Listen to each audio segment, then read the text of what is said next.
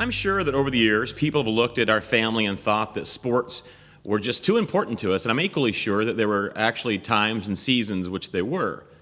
But sports provided this language for us to communicate the lessons that we thought were important within our family.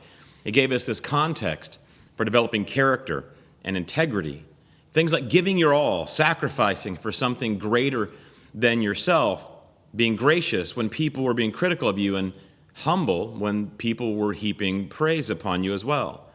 Sports just gave us this opportunity to communicate all these things that we thought were important to pass along to our children, these lessons, these life lessons we wanted them to learn.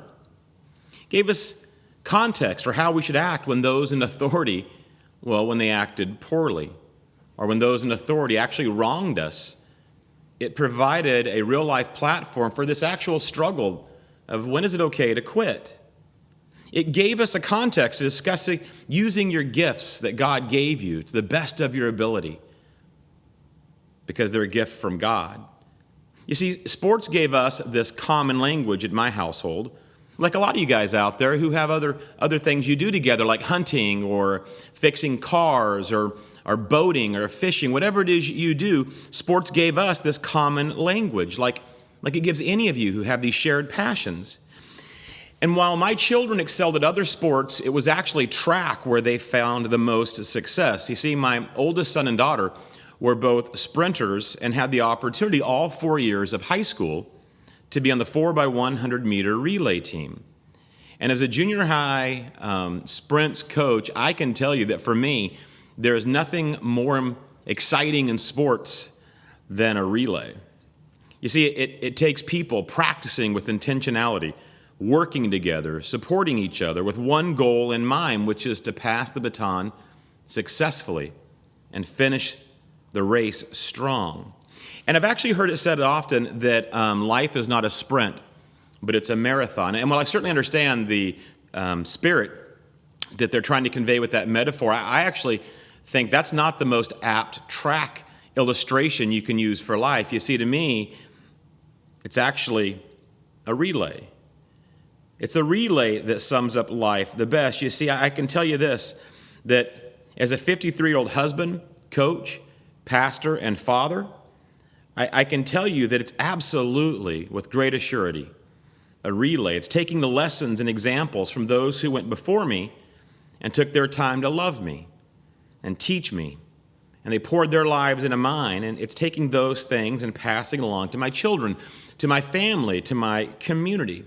You see, I've often said this in public and in private to these people's families as well, that I have a Mount Rushmore of men in my life. My dad, Norm Davis, Greg Ganta, Mike Melcher, Larry Johnson, and Wayne Thorpe. That's my personal Mount Rushmore. And when I think of the lessons that they taught me and the time they took when they didn't have to teach me these things, to pour their life into mine, I realize as I think about it, somebody in their past actually taught them. And when I think about that someone gave them these things and they've passed them along to me, I feel this tremendous responsibility to not drop the baton. Instead, to pass it along successfully to who comes next. And just who is it that comes next? Well, at first, it was my children, and so I taught them. I taught them when they were young. I tried to convey to them the things that they needed to learn while we were just watching cartoons or going for walks or teaching them to ride bikes. I taught them in sports, on bus rides as I coached them. In the kitchen when we were preparing meals. It was my kids at first and continue to be that I wanted to pass this baton to. And then it became the kids in my youth group. And I just tried to show them that they mattered to me, they mattered to this community, they mattered to their family, they mattered to God. And I tried to do this by doing it at youth group or showing up at their games or their concerts or wherever they were, or listening to them on these long car rides to get coffee where they could just talk about their lives. And then I wanted to pass it along to my athletes as a coach. As a coach on the football field, whether it was in practice, the way I behaved, or the way I behaved during games, or in the wrestling room when I was able to coach junior high wrestling, or on the baseball field when I was, my kids were younger and I was coaching them in both softball and baseball, and their other friends were there, my athletes. I wanted to pass the baton that the people had taught me these lessons to. And then, of course, on the track where my kids were sprinters and were on the relay, not just my kids, but all the kids in the community who came through junior high track. I want to teach them things. I want to teach them that, man, it's important to never drop the baton. It's important to be intentional. It's important to work together and to finish strong. In this relay, to pass it along, to finish strong. And I say all those things because this is what the Bible tells us to do. In Deuteronomy 6, verses 6 through 9, it tells us this, "And with these words, which I am commanding you today, they shall be on your heart.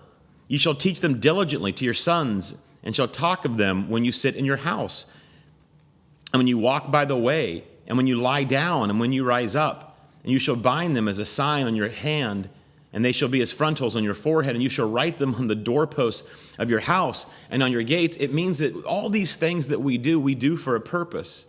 We do to teach lessons. We do to pass along what is important to the people who come next.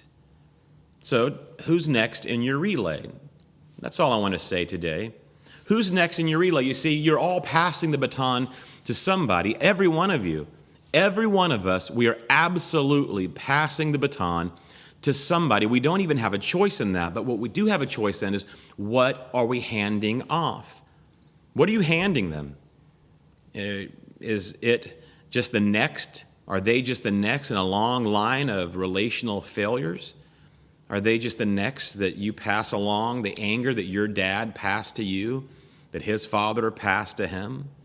Is it the shame that your mother gave you that you're just passing along with the critical spirit? You see, it's very intentional that we understand that we are all handing off a baton to who comes next. And what's important for you guys to understand is this: while you may think today, man, it's hard to break this cycle. What was given to me, all these different hands have touched the baton, my grandparents, my great-grandparents, the community around me, my pastors before me, and you may be tempted to think that, well, I'm just passing off what I've been given. Your hands are the last to touch it before you give it to the people in your life. And so it's important to realize that you have the power to hand off whatever it is you choose.